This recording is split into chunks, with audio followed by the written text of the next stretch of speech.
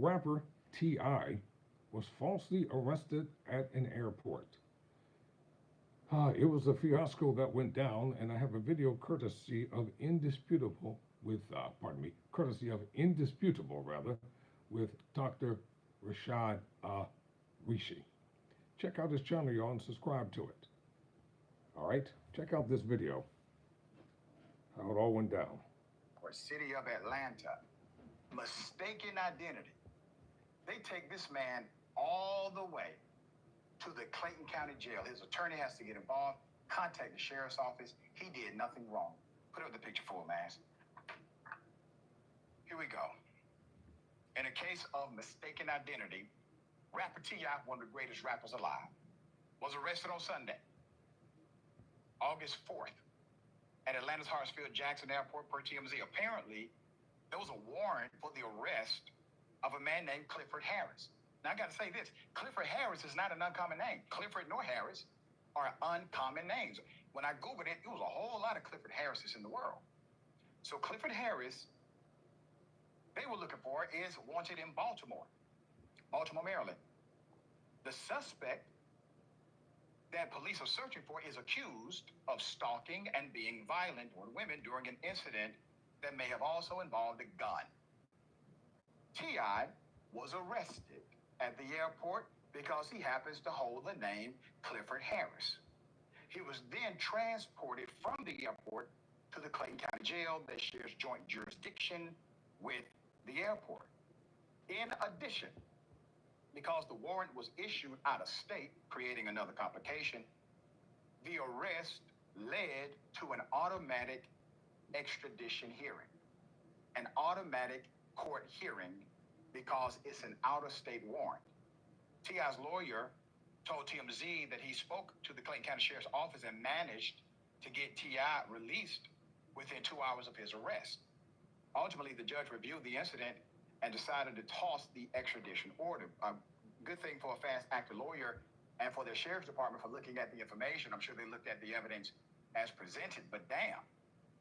Here's my question, all right?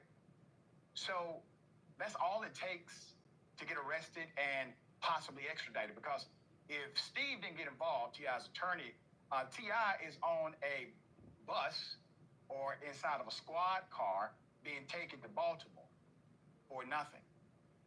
What happened to date of birth?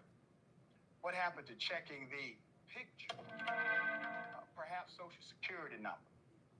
I know T.I. had not been with millions watching.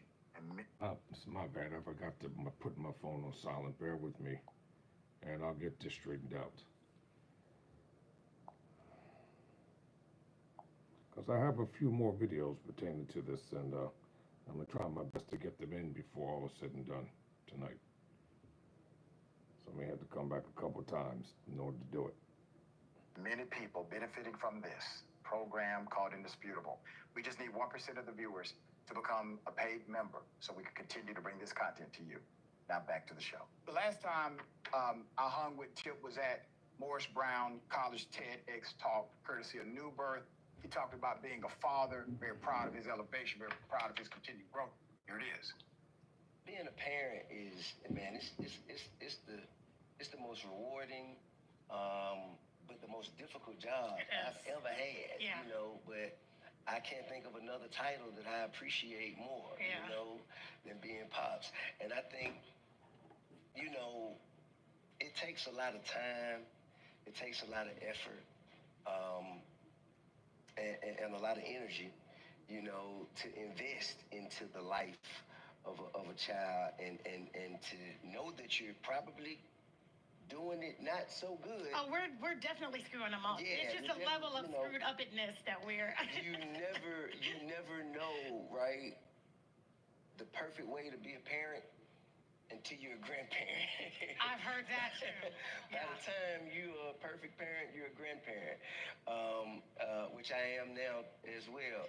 But I think that you got to fall in love with the process, with the journey. Mm-hmm. You know what I'm saying? And I love the journey. And they say, man, the majority of getting parenting right is presence.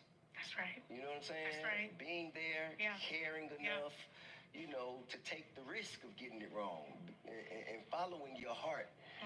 Being led by, you know, again, your faith in God and just and being there to take the lessons with you, pick up the pieces if you get it wrong and correct yourself along the way. Yeah. It's a scary job being a parent. Yeah. I mean, it's scary. You know the scariest part? What's the I know the scariest part for me. What's the scariest part for you? The scariest part for me is it's not the lessons. Like, I can sit and instruct verbally. It's not the lessons that stick. You know, it's the example. You know what I'm saying? Because those suckers pay attention, don't they? Yeah, man. They pay attention. One of my OG partners, he taught me. He said it's gonna be a lot more caught than it is taught. You know. That hurt. That hurt when you said it. Right? Yeah, it stung a little bit. You know, that's why when I see, you know, some of my kids that's like, you know, very closely related to some parts of my life, you know, at least I know how to navigate them through the toughest parts. Right. You know what I mean? Right. See, I said earlier in that clip, the most proud title that he's proudest of is the title of Pops.